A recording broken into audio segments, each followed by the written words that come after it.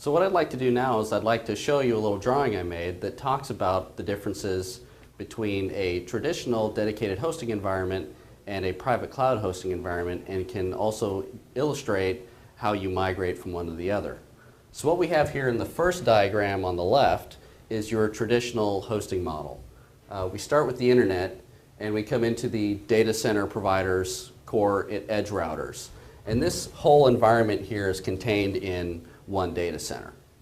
We come through from the internet to the core routers to the edge firewall. Now this is a firewall that's dedicated to your environment and protects everything beyond the internet from the internet. And we've got a whole slew of servers here. We've got a couple web servers, we've got an Active Directory server, we've got an app server, a CRM server, and we've got another Active Directory server, because you know you always have to have two. Now if we look at this environment, we can follow this down here. We've got another firewall, and we've got a private segment here, and we've got two database servers. So this would be a good environment where you have high security concerns, say PCI, HIPAA, anywhere that you have to keep your database segregated.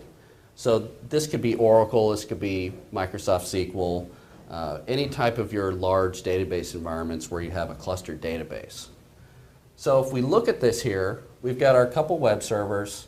Now these two Active Directory servers, they're probably not doing a whole lot. This app server, it might be a little busy, but we've got two web servers taking some of the load for that. And we've got our CRM application. Let's say, for instance, in this case, the CRM application is only used by one department. It's low utilization. So we've got several servers here that are probably pretty well underutilized. So this is the type of environment where consolidating all of these servers is an excellent candidate for private cloud. So if we move over to this next diagram, we've got a very similar setup. We've got our internet coming into our data center through our core routers to our edge firewall. And then we've got these two boxes here. Now what we've got here, now we start getting into our private cloud. So our private cloud really encompasses a lot of the resources that are right inside of here.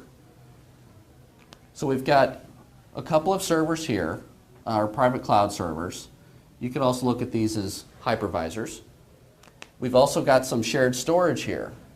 And what this allows us to do is we've sized out this hardware here to be able to take all of these servers here and consolidate them down into these servers here, utilizing the private cloud technologies.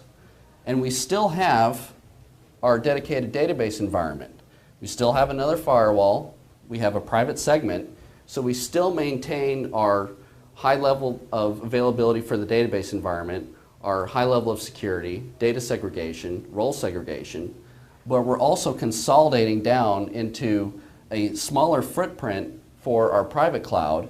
And if we ever need to add additional resources, we can add additional storage here, we can add additional hypervisors, and we simply add it on into the private cloud and expand out the private cloud.